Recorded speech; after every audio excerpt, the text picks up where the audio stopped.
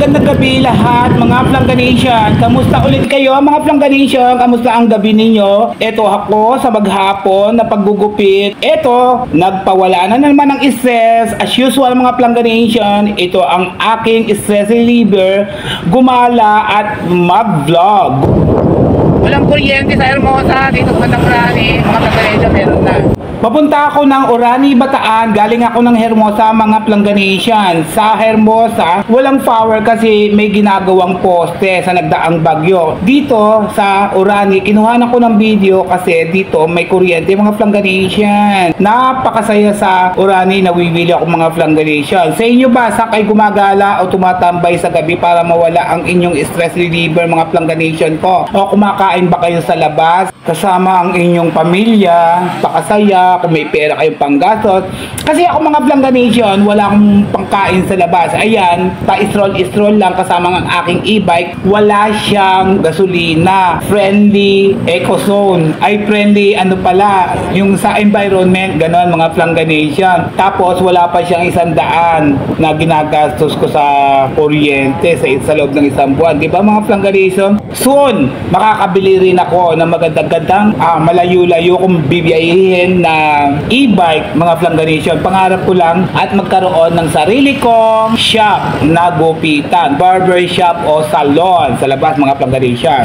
So malapit na ako sa Orani, mga Flangganation. Paki-share, comment naman itong video na to, mga Flangganation, at kung taga saan kayo. Hello, once again mga Flangganation, nandito na naman ako sa Orani Plaza. So, iba naman ang aking tinatambayan ngayon. Malapit na nagtitinda ng mga alahas. Ayun siya mga Flangganation. Mamaya ipapakita ko sa inyo mga Flangganation. Kamusta naman mga impacto at mga impacta. Eto, stress reliever ko as usual mga Flangganation. Diba, andito ako ngayon malapit sa daan. Ayun ang simbahan mga Flangganation. Ayun ang aking e-bike. Ayun, pinarada ko muna doon. So, eto ang aking piligiran mga Flangganation. Mabuhay mga Flangganation. Medyo kukunti ang tao ngayon dito sa Orani Plaza. Tambay-tambay muna ako, papatanggal lang yung stress, sightseeing lang mga Flangganation. Ayan ang sinasabi ko mga Flangganation. Sa gabi lang ba kayo nagtitinda dito? O, sa gabi lang daw siya nagtitinda dito. Ang pangalan niya ay Queenie. Tiga rito po kayo sa Orani.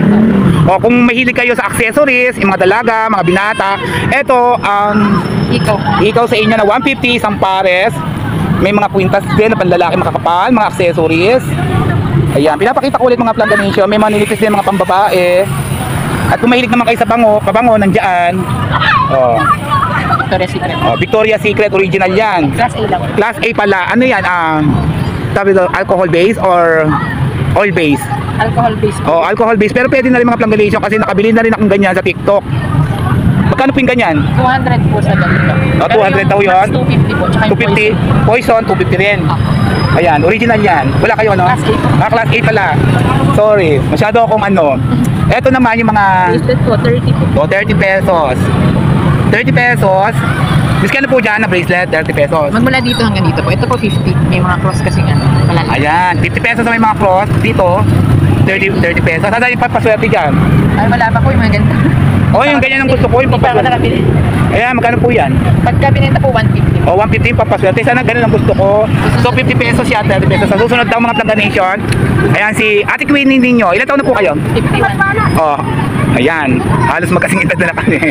Kaya hindi ko na siya inaatid. Ate Queenie ninyo. Ilan taon na po kayo? Line of 4. Basta ayun, malapit na sa inyo. Ayan. Ayan po si Ate Queenie. Ayan. Nagtitinda dito sa Orani Plaza Park na malapit sa Jollibee. Ayan, no, mga Flangganation. Ayan siya. Ayan ang pwesto niya, oh. Oh, bumili na kayo dito, ha. Lahat po yung stainless. Pero lang po ito. Ito po Bangkok. Pero matagal din po mag-ito.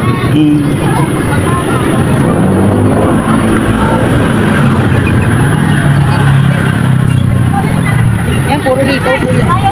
Class A rose gold po. Lahat po yan, 1 po malaki.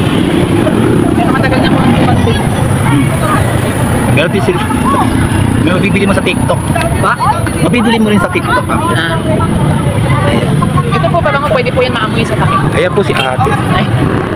So ayun ang plaza mga Flangganation.